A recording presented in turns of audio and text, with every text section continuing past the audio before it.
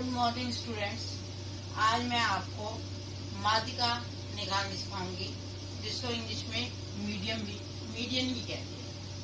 माध्यिका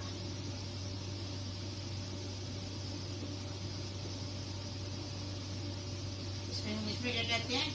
मीडियन।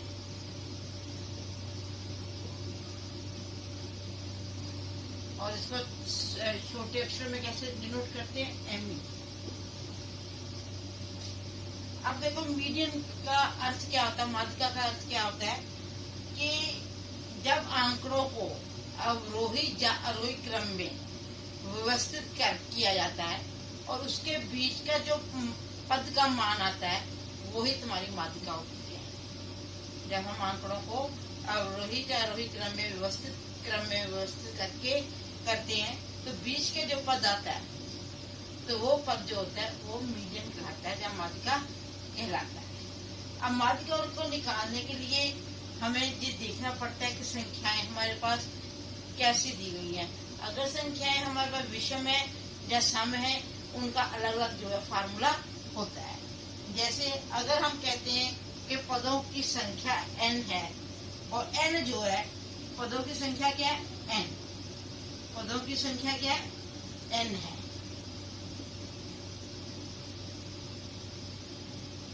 अगर पदों की संख्या n है तो n अगर विषम है तो हमारा कौन सा फार्मूला लगेगा? n क्या है? विषम है। यदि n जो है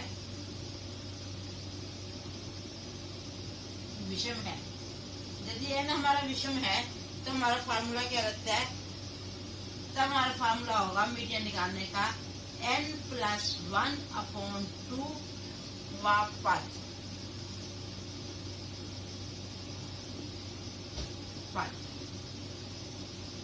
इसका मतलब क्या है कि n हमारी जितनी संख्याएं होंगी वो होंगी और उसमें एक जोड़ दिया जाएगा और 2 से भाग कर दिया जाएगा, तब n+1/2 वे पद का मान जो होगा वो माध्यिका होगी। वे पद का जो मान होगा का मान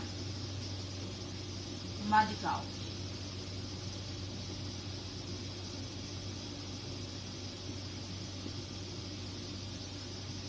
अगर हमारी संख्या n जो है सम है, यदि हमारी संख्या जो n जो है ये सम है, तो इसका फार्मूला जो है बदल जाता है। तब इसका फार्मूला क्या हो जाता है? n 1/2 n/2। इसका फार्मूला क्या हो जाता है? 1/2 n/2 plus n/2 plus 1 bracket बंद, फिर बड़ी ब्रैकेट बंद, वे पद का मान। पद का मान माध्यिका होगी।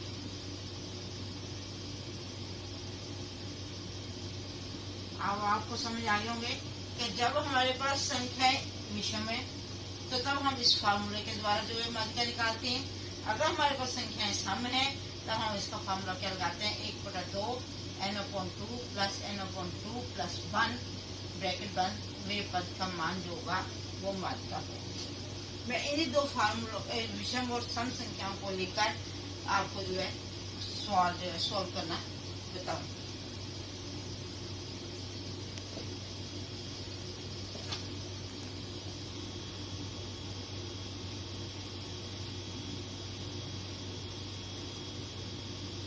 निम्नलिखित आंकड़ों से मध्यांक की गणना कीजिए। निम्नलिखित आंकड़ों से मध्यांक की गणना कीजिए। अंक कौन से हैं? 8, 9, 7, 11, 10, 13 और 15।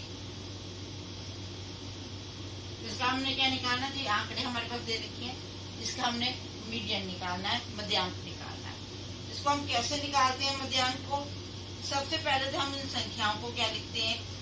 पहले आरोही या अवरोही क्रम में लिख लेते हैं।